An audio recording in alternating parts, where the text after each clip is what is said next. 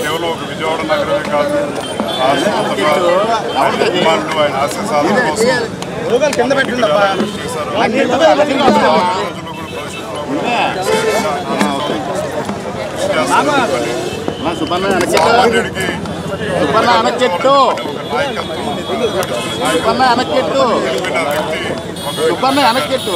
ఆశయ సాధన కోసం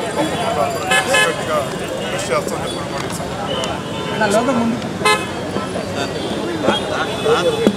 రంగా గారి ఆశయ సాధన కోసం రాధా యూత్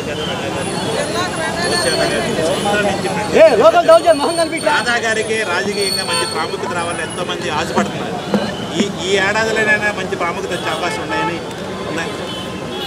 అందరూ కష్టపడేది ప్రజలకి ప్రాముఖ్యత ఉండాలి, ప్రజలు పట్టించుకోవాలి. ప్రజలు పట్టించుకోకపోతే నాయకులు ఎలా ప్రజలు పంపించారు తప్పకుండా ప్రజలు.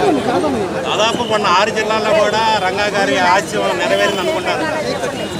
ప్రజలు గెలిచారు. ఈ మొన్న జరిగిన ఎన్నికల్లో పదవుల గురించి బేరసారాలు అడిగింది ప్రజల కోసం జరిగిన ఎన్నికలు కాబట్టి పనిచేశారు కాబట్టి